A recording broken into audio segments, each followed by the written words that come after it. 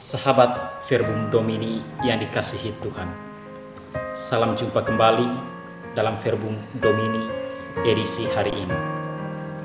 Sabda Tuhan hari ini mengisahkan tentang bagaimana orang-orang Kapernaum takjub akan pengajaran Yesus yang penuh kuasa dan wibawa dan mampu membebaskan manusia dari kuasa kejahatan.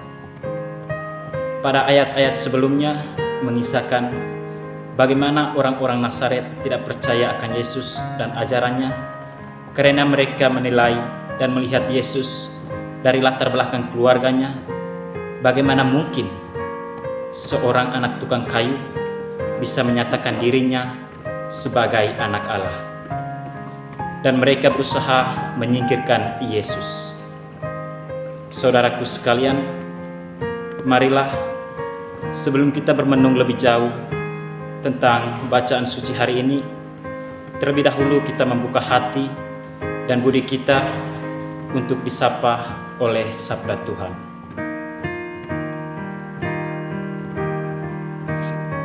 Inilah Injil suci menurut Santo Lukas.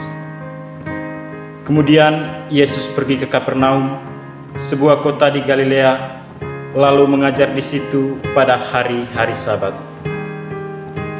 Mereka takjub mendengar pengajarannya, sebab perkataannya penuh kuasa. Di dalam rumah ibadat itu, ada seorang yang kerasukan setan, dan ia berteriak dengan suara keras, "Hai engkau Yesus, orang Nazaret, apa urusanmu dengan kami? Engkau datang hendak membinasakan kami? Aku tahu siapa engkau, yang kudus dari Allah." Tetapi Yesus menghardiknya, katanya, "Diam, keluarlah daripadanya." Dan setan itu pun menghempaskan orang itu ke tengah-tengah orang banyak, lalu keluar daripadanya dan sama sekali tidak menyakitinya. Dan semua orang takjub, lalu berkata seorang kepada yang lain, katanya, "Alangkah hebatnya perkataan ini, sebab dengan penuh wibawa dan kuasa ia memberi perintah kepada roh-roh jahat, dan mereka pun keluar. Dan tersebarlah berita tentang dia kemana-mana di daerah itu." Demikianlah sabda Tuhan. Aku tahu siapa engkau, yang kudus dari Allah. Penggalan perikop Injil Lukas ini menarik. Bukan sekedar makna pengakuannya, melainkan keluar dari seorang yang kerasukan setan. Pernyataan diri Yesus yang kudus dari Allah sebagai penegasan atas ajarannya yang menakjubkan, tindakan dan perbuatan yang menghidupkan dan penuh kuasa.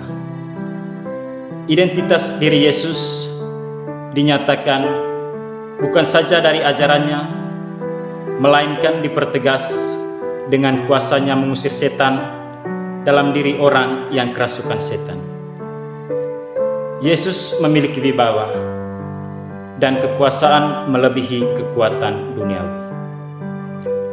Saudara dan saudariku sekalian, kita pasti sering mendengar segala jenis kejahatan yang terjadi di sekitar kita.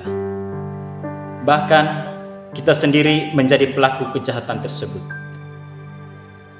Ini menggambarkan bahwa kita manusia menjadi tempat terbaik bagi segala roh jahat. Dan seringkali kita kalah dan tunduk pada kekuatan-kekuatan jahat ini, hingga membawa kita pada belenggu dosa. Perlu disadari bahwa bujukan roh jahat ini bukan dalam bentuk kejahatan yang besar, seperti pembunuhan, pencurian, perampokan, dan lain sebagainya.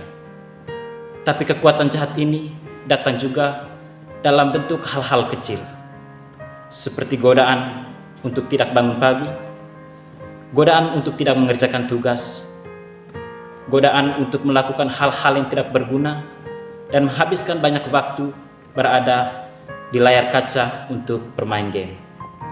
Perlu disadari bahwa hal-hal inilah yang menjadi bujukan setan, bujukan si jahat yang senantiasa menghempas kita, yang senantiasa membuang kita pada belenggu dosa.